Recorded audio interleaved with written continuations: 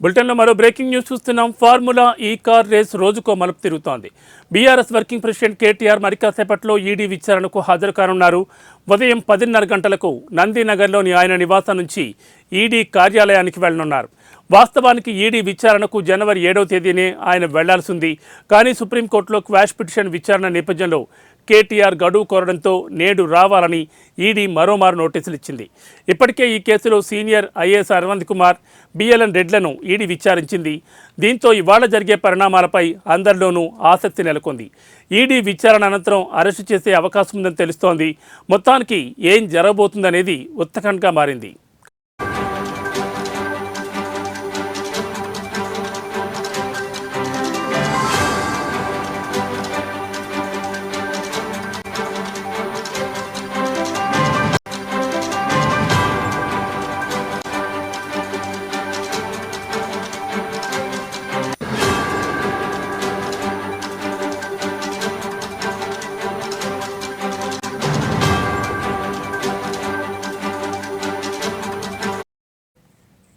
Formula ఈ car రేసులో ACB తన మీద నమోదు చేసిన ఎఫ్ఐఆర్ను రద్దు చేయాలని కోరుతూ సుప్రీంకోర్టులో కేటీఆర్ పిటిషన్ దాఖలు చేశారు.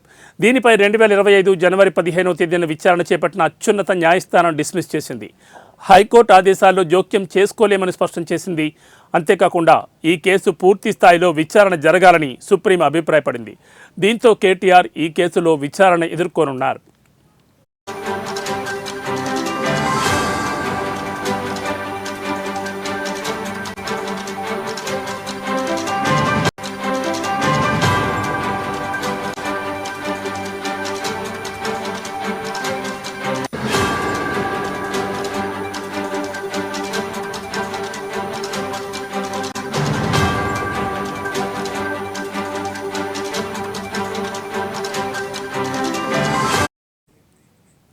కాగా ఇప్పటికే కేటీఆర్కు తెలంగాణ హైకోర్టులో నిరాశ ఎదురైంది. కేటీఆర్ వేసిన క్వాష్ పిటిషన్ కొట్టివేస్తూ జనవరి 7వ తేదీన ఉత్తర్వులు వెలువరించింది కోర్టు. దీన్ని సవాల్ చేస్తూ కేటీఆర్ సుప్రీంకోర్టులో పిటిషన్ దాఖలు చేశారు. ప్రస్తుతం కేటీఆర్కు అన్ని దారులు మూసుకుపోవడంతో విచారణకు హాజరు కాక తప్పని పరిస్థితి నెలకొంది. ఇక ఆయనను ఇప్పటికే ఏసీబీ 7 గంటల పాటు విచారించింది. ఫార్ములా ఈ రేస్ విషయంలో బిజినెస్ రూల్స్ ఉల్లంఘన, నిధుల దుర్వినియోగం చేశారన్న ఆరోపణలను కేటీఆర్ ఎదుర్కొంటున్నారు.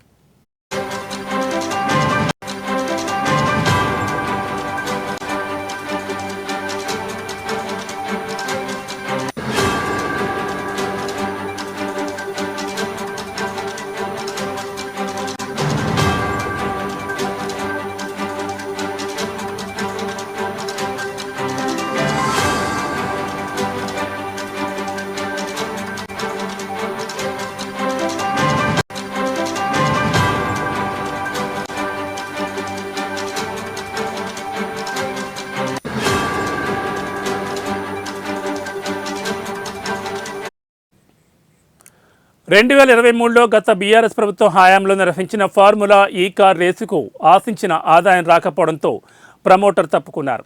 దీంతో ఆనాడు మంత్రిగా ఉన్న కేటీఆర్ రిక్వెస్ట్ చేయడం వల్ల 2024 ఫిబ్రవరి నెలలో జరగాల్సిన 2వ దఫా రేస్ నిర్వహణకు హెచ్ఎండిఏ 55 కోట్లు ఎఫ్ఈఓకు చెల్లించేలా ఒప్పందం కుదిరింది. అయితే ఎన్నికల వేళ ఆర్థిక శాఖ అనుమతి లేకుండా విదేశీ సంస్థకు 755 కోట్లు ఇవ్వడంపై అధికారంలోకి వచ్చిన కాంగ్రెస్ ప్రభుత్వం తప్పుబట్టింది.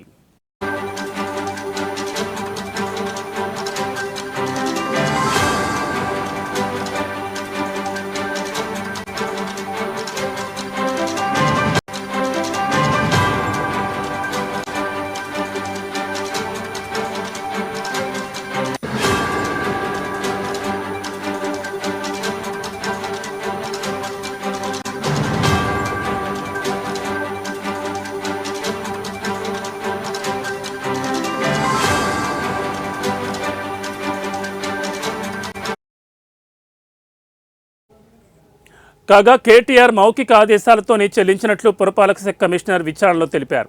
కాగా దీనిపై గతంలో డిప్యూటీ సీఎం ఆర్థిక శాఖ మంత్రి భట్టి విక్రమార్క ప్రెస్ మీట్ పెట్టి జరిగిన విషయాలను బయటపెట్టారు.